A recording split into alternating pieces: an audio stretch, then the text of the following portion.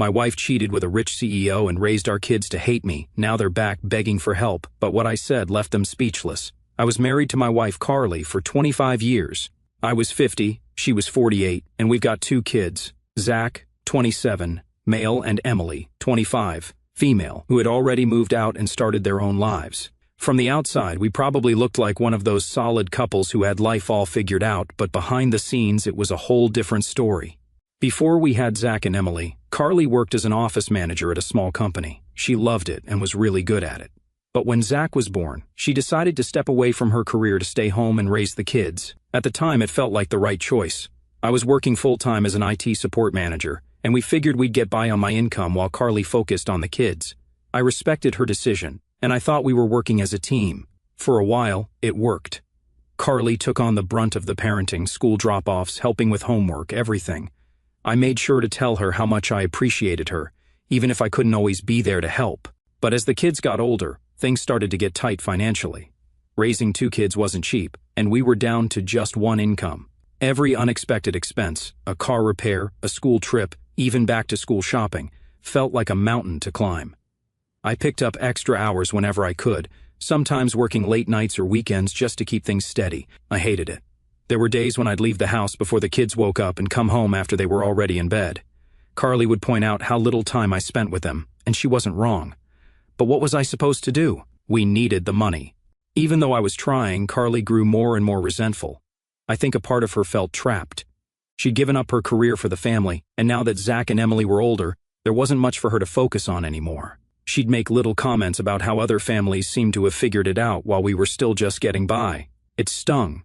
I was already feeling like a failure for not providing the life she wanted, and hearing it from her only made it worse. Then things started to change in ways I couldn't ignore. Carly became very particular about her appearance, getting her hair done regularly, buying expensive clothes she didn't really need, and wearing makeup every day, even when she wasn't going anywhere special. She also started going out more frequently, saying she was meeting old friends or attending community events. I didn't question it at first. I thought maybe she's just trying to find something for herself, and I didn't want to be the guy who stopped her. If she needed that time, I wanted to support her. But after a while, it started to feel off. She'd come home late, smelling like a fancy perfume I didn't recognize, and brush it off when I asked where she'd been. Things hit a breaking point one night when she told me she had a book club meeting. It was 8 p.m., and I remember thinking, who has a book club this late? Something about it didn't add up. For the first time in our marriage, I did something I never thought I'd do. I followed her. She left the house dressed nicer than usual, which was already a red flag. I kept my distance, following her car across town, until she pulled into the parking lot of a small coffee shop. I parked far enough away that she wouldn't notice me, and waited. After about 10 minutes she walked inside, and I saw her sit down with a guy I didn't recognize. He was maybe mid-40s, a little younger than us, and they were laughing and talking like they were the only 2 people in the world. At first I told myself it could be innocent. Maybe he was an old friend or someone from one of her volunteer groups. But then they got up, walked out hand in hand, and got into his car. I followed them to a hotel just a few blocks away. They didn't even hesitate, they walked right in together. I sat in my car for what felt like hours, trying to wrap my head around what I'd just seen. Part of me wanted to go inside and confront them, but another part of me knew it was pointless. I'd seen enough. When I got home, I packed a bag and left a note on the kitchen counter. I know what you're doing, don't bother lying. Then I drove to a friend's house and crashed on their couch for the night. The next day, I called a divorce lawyer.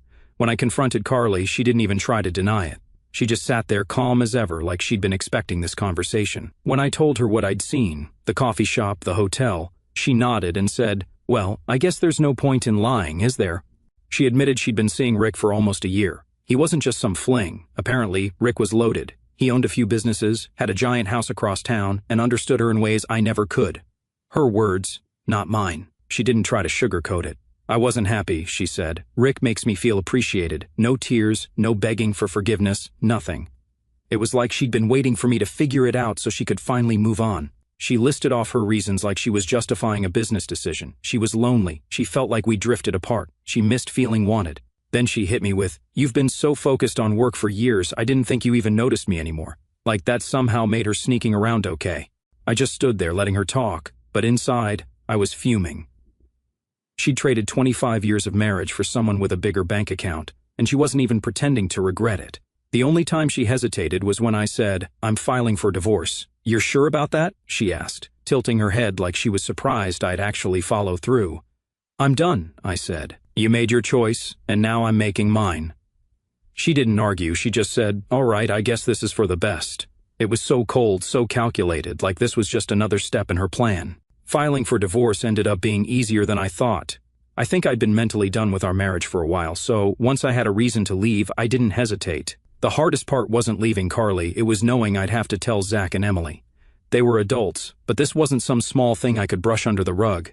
I knew it was going to hit them hard. What I didn't expect was just how little support I'd get from the two people I thought would have my back.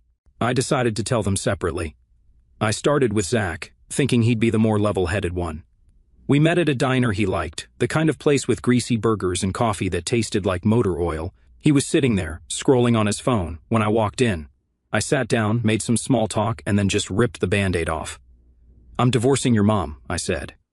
Zach's face went blank for a second. Then he put his phone down and said, "Why?" "She's been having an affair," I told him, keeping my voice steady. I didn't want to make it sound like I was fishing for sympathy. I saw her with the guy, and she admitted it when I confronted her. I thought Zach would get it. I mean, cheating is cheating, right? Instead, he leaned back in the booth and let out this long sigh, like I'd just told him his favorite team lost the playoffs. "Dad, come on," he said. "Are you sure you're not blowing this out of proportion? Maybe you two just need counseling or something." "Blowing it out of proportion?" I repeated. "She's been seeing this guy for almost a year. It's not a misunderstanding. It's over." Zach didn't look convinced. "Yeah, but Mom's been a stay-at-home mom for years. Don't you think maybe she felt, I don't know, stuck? Lonely? You've been working a lot, and maybe she just needed..." "She needed to cheat on me?" I cut in. "If she felt stuck or lonely, she could have talked to me. She didn't. She chose to sneak around instead." Zach shrugged, like it wasn't a big deal. "I'm just saying, maybe you shouldn't rush into divorce. You've been married for 25 years. That's worth something, isn't it?" I couldn't believe what I was hearing. I sat there, stunned, while Zach went on about how divorce would complicate things, and how I needed to think about what it would do to the family. Not once did he say Carly was in the wrong. Not once did he say he understood where I was coming from. By the time I left the diner, it was clear Zach wasn't on my side. I thought Emily might be different, but I was wrong about that too. When I told Emily, her reaction was even colder. We met at a park near her apartment, and I walked her through what happened. She didn't even blink. "Okay," she said when I finished. "So, what are you going to do?"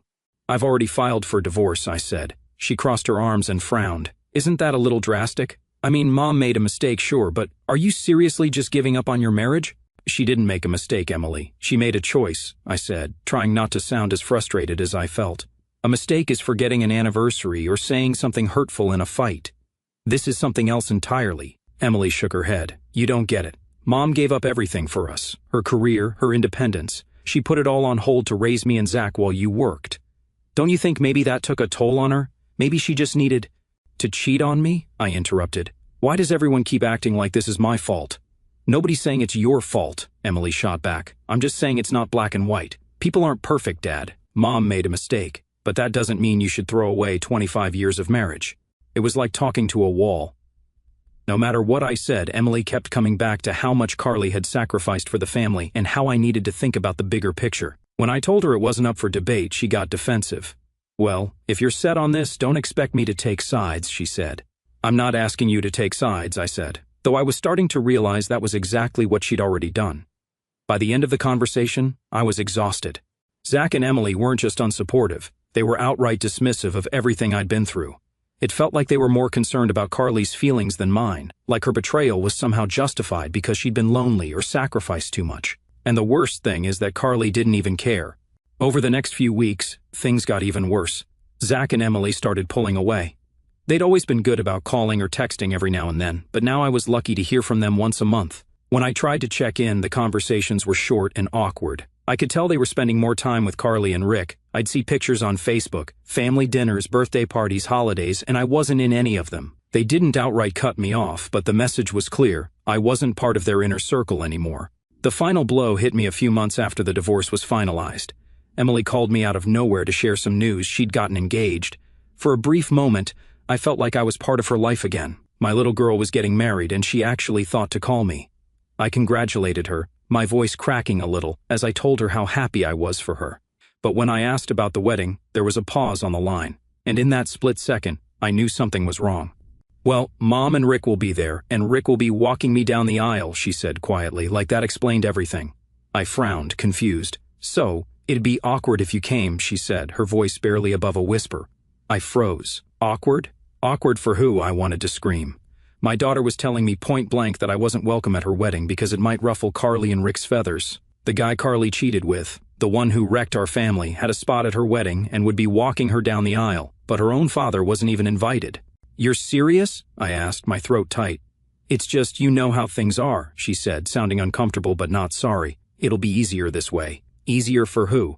Definitely not for me. I sat there, gripping the phone, trying to hold it together. All right, I said finally, because what else could I say? That was it. I wasn't invited to my own daughter's wedding. My chest felt heavy, like someone had punched a hole through it and left nothing but air. And just when I thought it couldn't hurt more, Zach followed suit a few months later. His excuse was almost identical. Mom and Rick will be there. You won't be comfortable if you come. Hearing it from him was like a knife twisting in my chest. Zach had always been the one I thought I could reason with, the one who'd eventually understand. But no, he'd made his choice too. At that moment, I realized I hadn't just lost my wife. I'd lost my kids too. Carly hadn't just cheated on me, moved on with that rich guy, and managed to pull Zach and Emily into her corner. She'd shut me out completely. It felt like she'd won. Like she'd taken everything from me and left me standing in the wreckage of a life I'd spent decades building. But I couldn't just let it go. I kept trying. I'd send Zach and Emily texts, leave voicemails, just checking in. I'd say, hope you're doing well. Sometimes they'd reply with short, polite messages, 1 or 2 words at most, but more often than not, my messages went unanswered. There was one night about 9 months after the divorce, when I was feeling especially lonely. The house was too quiet, and I hadn't spoken to anyone in days outside of work. On a whim, I called Zach. When he picked up, I could hear the faint sound of a TV in the background. Hey Zach, I said, trying to sound upbeat. I was just thinking, why don't you and your fiancé come over for dinner one night this week? It's been a while and I'd love to catch up. There was a long pause on his end. Then he sighed. I'd like to, Dad, but we're super busy right now. Wedding planning, you know, maybe some other time. I swallowed the lump in my throat and forced a smile he couldn't see. Sure, I get it. Another time. Yeah, for sure, he said. I'll call you when things settle down. He didn't call. That was the moment it fully sank in. I wasn't a priority in their lives anymore. I was just an obligation they'd occasionally remember when it was convenient. The hope I'd been holding on to started to fade little by little. I tried to convince myself that it was better this way, that staying in a marriage where I wasn't respected would have been worse. But there was always this gnawing voice in the back of my head, wondering if I'd made the wrong choice. Should I have fought harder? Should I have swallowed my pride and stuck it out for the sake of the family? I never got an answer. Life just moved on without me. I spent the next 8 years keeping my head down and throwing myself into work. Honestly, it wasn't because I loved my job, it was more about survival. I was 50 years old, starting over, and I needed something to keep me going. Work was all I had. System had. My job in IT wasn't thrilling, but it paid the bills and kept me busy. Most days, I'd bury myself in fixing network issues or helping coworkers with tech problems. It was the kind of work that didn't require much emotional investment, which was exactly what I needed at the time. Then Martin came along. He was one of those guys who was always thinking 10 steps ahead, the kind of coworker who'd pitch ideas at the break room coffee machine like he was on Shark Tank. One day he pulled me aside and said, "You ever think about doing your own thing, starting something from scratch?" At first I laughed it off. "Martin, I'm not exactly a risk taker," I told him.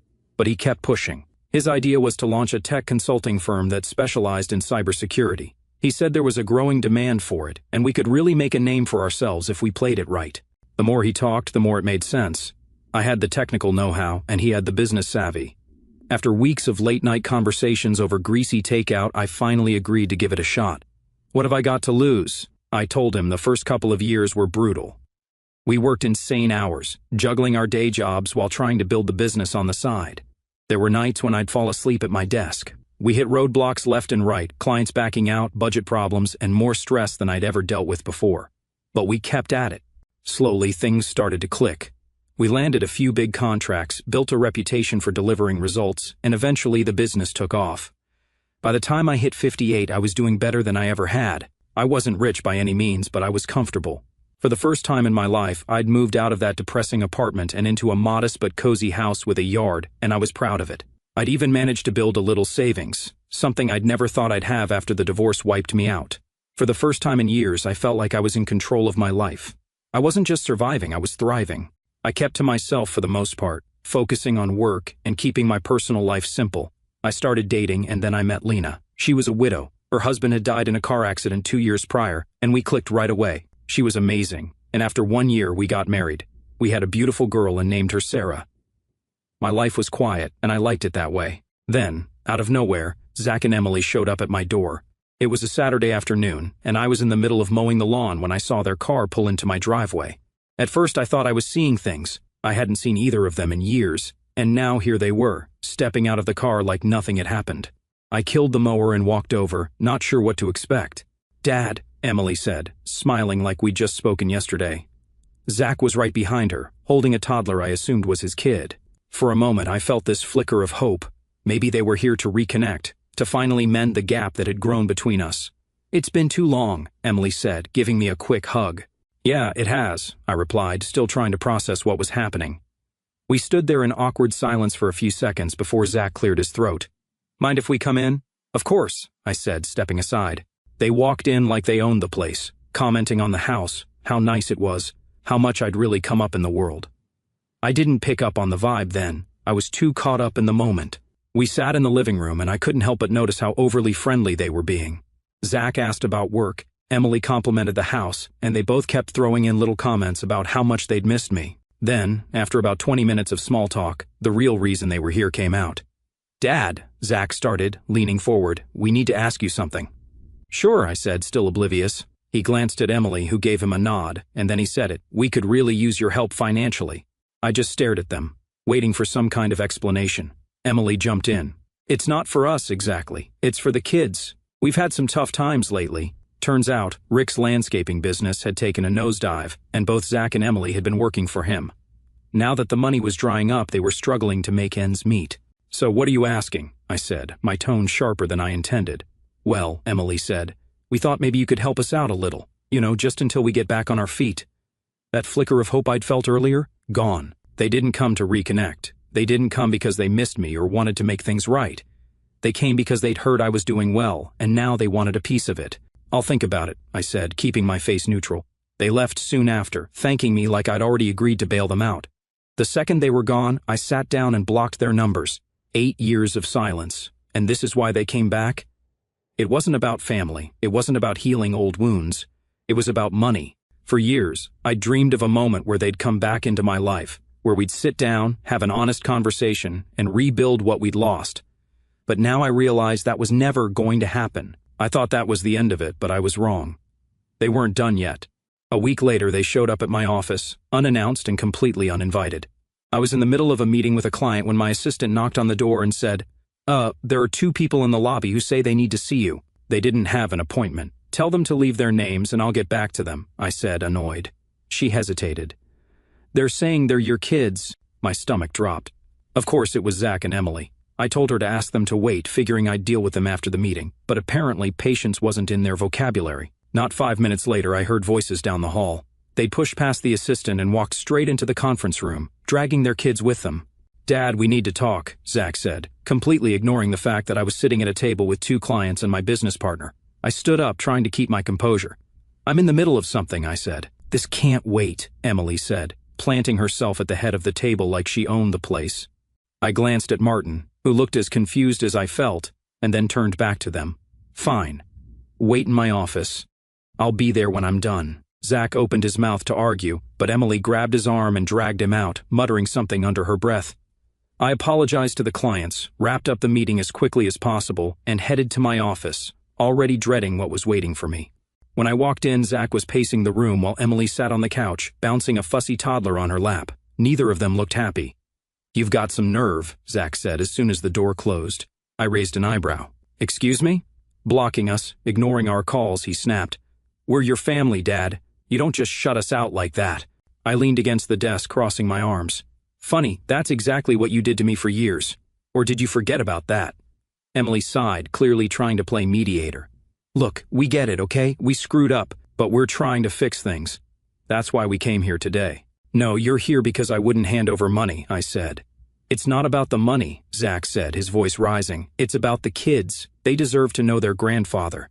I glanced at the toddler squirming on Emily's lap. I didn't even know his name. They'd kept me out of their lives for years, and now, suddenly, I was supposed to play the doting grandpa?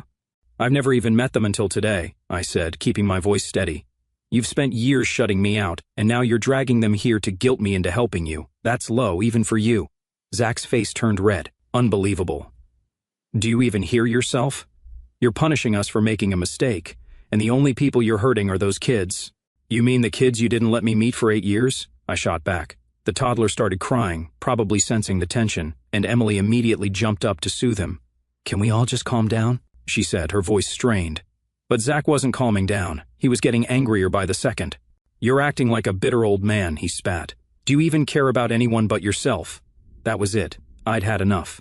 I stood up straight and pointed to the door. Get out. Now. Zach looked like he was about to argue, but Emily grabbed his arm again.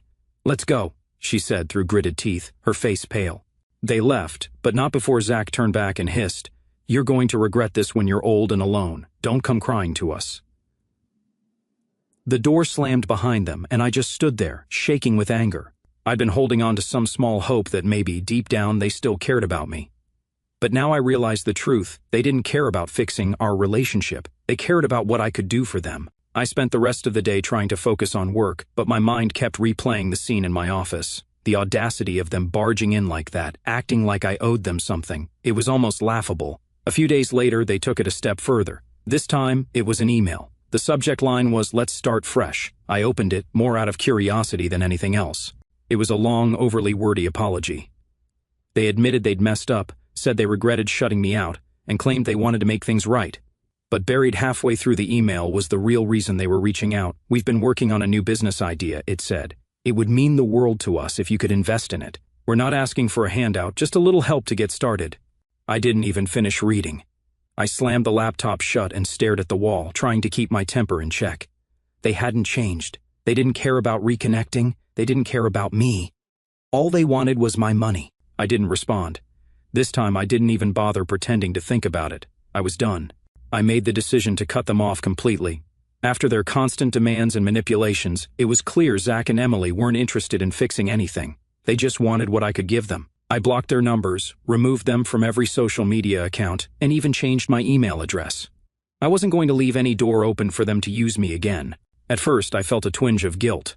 Cutting off my own kids felt drastic, but it wasn't like they'd left me with much choice. For 8 years, they had no problem keeping me out of their lives. Now they could stay out of mine. It wasn't easy. There were moments where I questioned myself, what kind of father cuts off his kids? But every time I thought about letting them back in, I remembered how they treated me, not just recently, but for years. The silent birthdays, the weddings I wasn't invited to, the way they only came around when they needed something. They didn't want a father, they wanted a resource. So, I moved forward. I threw myself into work, took up new hobbies, and even started traveling a little. I made peace with the fact that my family wasn't coming back. It was freeing, in a way, to stop waiting for something that was never going to happen. Then, out of nowhere, Carly showed up. It was a Saturday morning, and I was just finishing my coffee when I heard the knock at the door. When I opened it, there she was, my ex-wife, standing on the porch, looking nothing like the confident woman she'd been when she left me for Rick. She looked old, tired, worn down. Her clothes were faded, and there was a desperation in her eyes I hadn't seen before. "Carly," I said, my voice flat, "what do you want?" She hesitated. "Can I come in?" "No," I said, crossing my arms. "Say what you need to say." She swallowed hard, glancing at the ground. "Rick's gone," she said quietly. "His business went under and he left." I raised an eyebrow. "Left, as in he just took off." She nodded, tears brimming in her eyes. "He drained everything we had and disappeared. I have nothing, no one to turn to. I didn't know where else to go." I leaned against the doorframe, trying to process what she was saying. The man she left me for, the man who was supposed to give her the better life she'd always wanted, had bankrupted her and walked away. "What exactly are you hoping to get from me?" I asked, keeping my tone neutral. "I don't know," she admitted, her voice cracking. I wanted to say I'm sorry. For everything. I was selfish and stupid, and I see that now. I threw away the best thing I ever had for someone who didn't care about me. Her words hung in the air, but they didn't hit me the way they might have years ago. I didn't feel angry or vindicated. I just felt nothing. "I appreciate the apology," I said finally, "but it doesn't change anything. You made your choice, Carly. You walked away, and now you're dealing with the consequences. That's not my problem anymore." Tears streamed down her face, but I didn't waver. I'd spent too many years letting people walk all over me, and I wasn't about to let her back in just because she was desperate. I don't expect you to forgive me, she said, her voice barely above a whisper. I needed to tell you. I needed you to know how sorry I am. I nodded once, stepping back into the house. I hope you figure things out, Carly, but this is where we leave it. And with that, I closed the door. After she left, I sat down in my quiet house, feeling a strange mix of emotions. It wasn't satisfaction or triumph. It was closure. For the first time, I felt like I could finally let go of everything. The marriage, the betrayal, the pain. It was all behind me now. I've spent the last few months focusing on myself, my wife, and my little daughter. My work, my hobbies, my peace. I don't look back anymore. Cutting ties with Zach and Emily wasn't easy, but it was the right choice for me. As for Carly, her apology didn't change the past, but it gave me the final push I needed to move forward. I've made peace with the fact that my life doesn't look the way I thought it would, but it's mine, and finally at a place where that's enough.